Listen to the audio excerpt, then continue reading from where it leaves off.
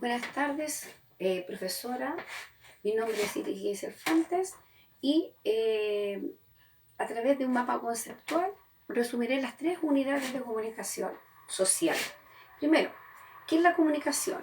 La comunicación es una retroalimentación. Según Humberto Eco, nos dice que la comunicación es cultura y que la cultura es comunicación, porque a través de la comunicación en el tiempo se colocó y se pudo transmitir a las nuevas generaciones todo el saber y el conocimiento que se había obtenido.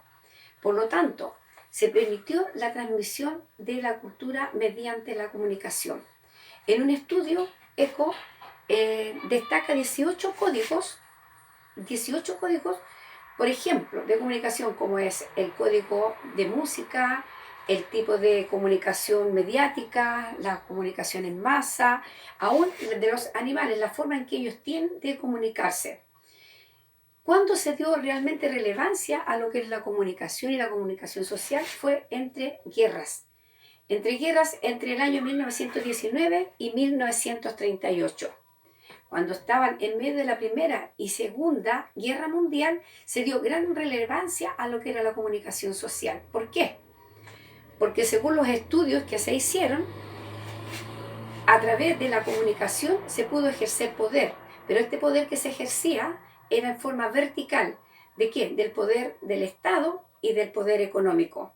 Entonces, para involucrar a las masas en esta lucha, en esta guerra, y no tan solo en el poder político, sino que también en el poder económico, se hizo este estudio para inducir a las masas a ser partícipes en esta guerra. Las personas eran receptores pasivos, solamente se recibía la información. Este estudio generó que se hiciera un laboratorio de guerra para hacer un estudio sobre cómo ejercía dominio sobre las masas la comunicación.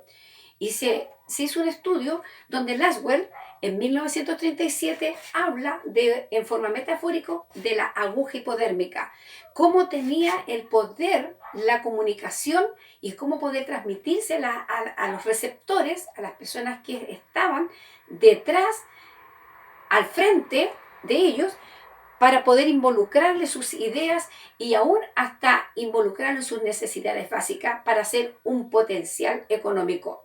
Entonces, esta metáfora indicaba de que la comunicación era como una aguja que era insertada en la mente de las personas, generando en forma masiva que este mensaje lograran ellos tomarlo y reaccionar de la forma que ellos quisieran.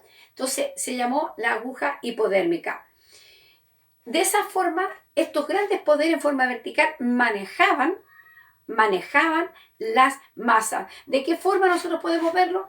A las personas le hacían entender la importancia del patriotismo, que tenían necesidades básicas que tenían que ser atendidas, como lo vemos como el sexo, la necesidad de sobrevivencia, las necesidades económicas, de alimento y de vestuario. Entonces, esto iba promoviendo qué es lo que necesitan, como también que fueran capaces de aún entregar su vida por amor a la patria, por amor a los otros.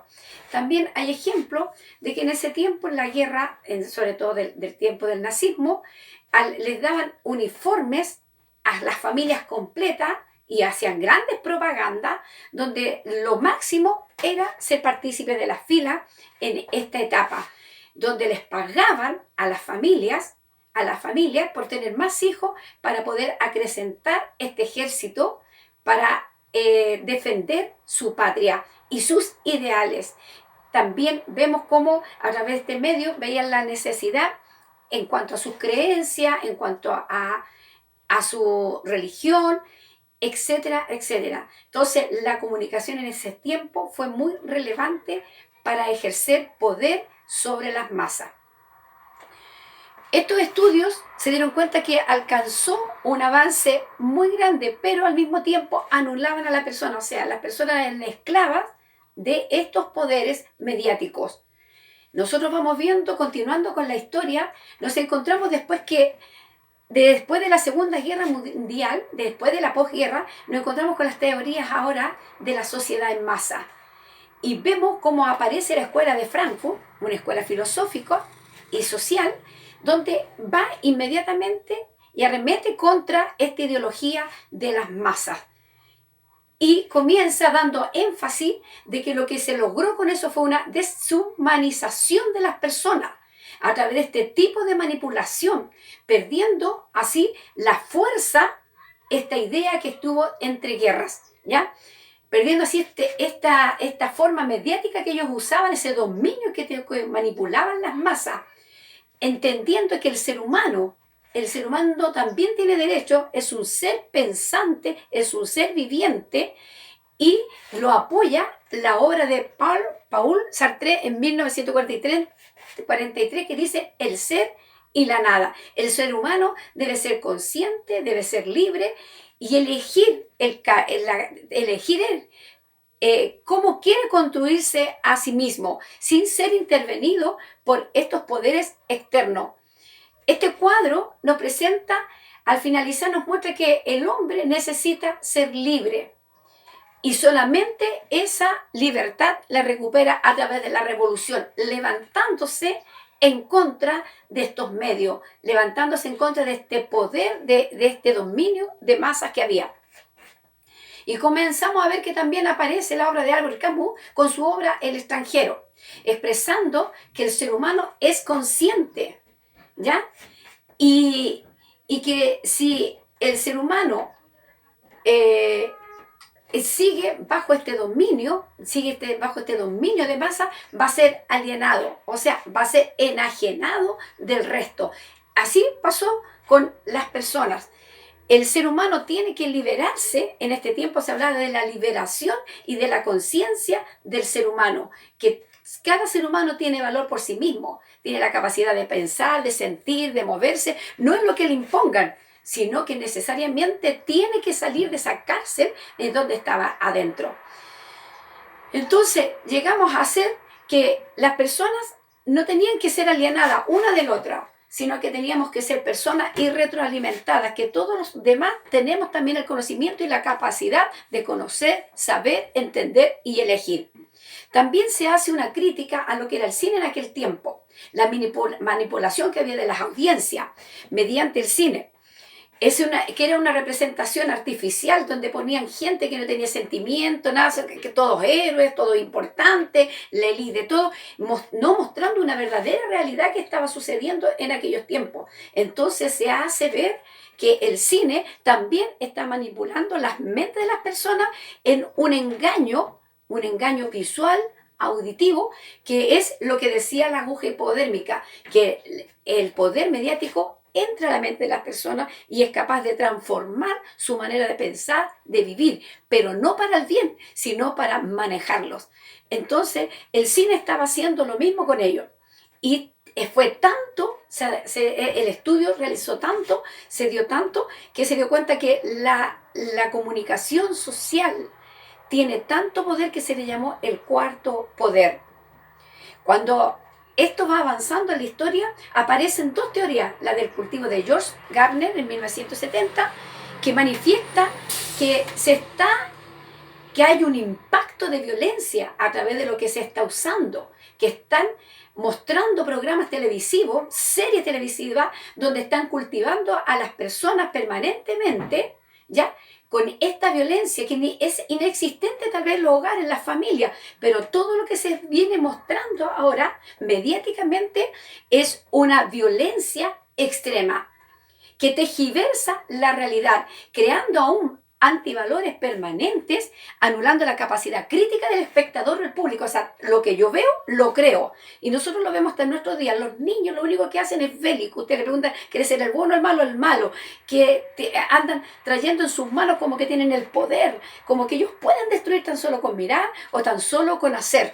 Entonces es un estado de violencia. Si nosotros vemos lo que sucedió en Estados Unidos y en otros lugares, donde viene un joven armado y mata a sus compañeros de curso, mata al profesor, y donde también lo vemos dentro de los hogares, donde las personas llegan y le quitan la vida porque sienten que el otro no es un ser humano, que tiene derecho a la vida. Entonces vemos como esta violencia no tan solo en aquel tiempo está, sino que también en lo nuestro.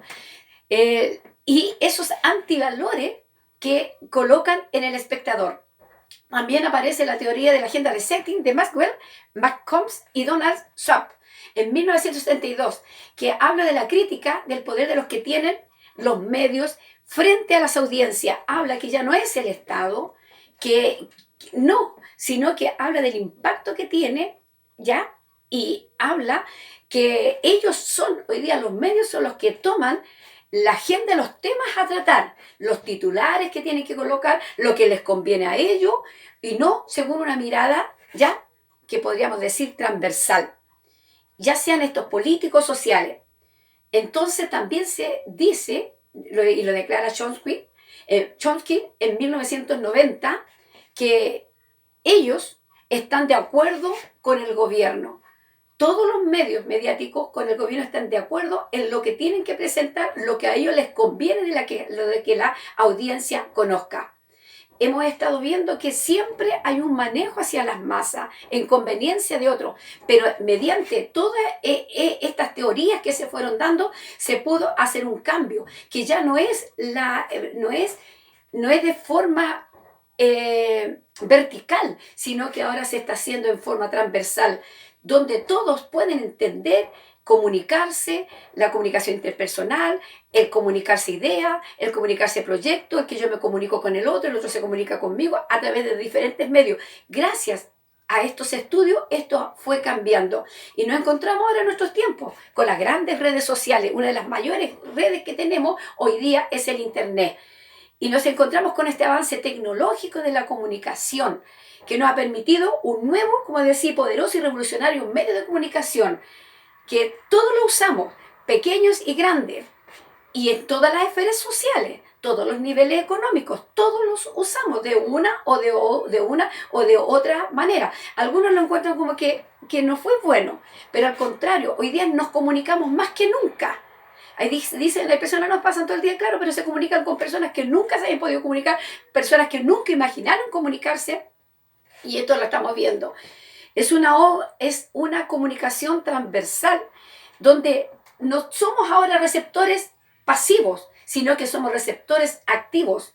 Y no tan solo receptores, sino que también nosotros podemos entregar el mensaje a otros. Somos emisores y receptores activos. Escuchamos, oímos y compartimos. No hay frontera. Según UNIAC 2018, una oportunidad de debate, de difusión mundial instantánea de toda investigación, exploración, creación, innovación, emprendimiento que se produce en el planeta. Y además es sustentable, o sea, no es para algunos, no es para los que pueden, no es para los que tienen. Como un tiempo de que en una casa había televisión y todos se informaban, o había que pagar para ir a ver todos televisión a ese lugar y y solamente habían algunos programas que podíamos ver. También hubo un periodo que solamente se nos restringía el ver algunos programas y los demás eran quitados, no había una publicidad libre, nadie podía decir nada. Entonces esto ha cambiado. Hoy día nosotros podemos en forma personal buscar en internet información. Nosotros tenemos un pensamiento crítico de buscar fuente primera, segunda fuente, tercera fuente. Nosotros tenemos la oportunidad hoy día de buscar, encontramos desde un doctor, desde cómo se planta, desde cómo se puede cuidar un animalito, buscar a una persona, reunir familia, etcétera. Entonces, con esto, realmente, ¿qué es lo que estamos esperando con esta nueva comunicación que vaya creciendo? Se espera lograr con esto una participación de todos los actores sociales. ¿Con qué fin? Con el fin de, en una forma, por ejemplo, de una arquitectura, de levantar un gran edificio social, pero que sea de lo local a lo global y tener una construcción democrática de nuestras comunicaciones. Bueno, esto sería un saludo y esperando volver a vernos.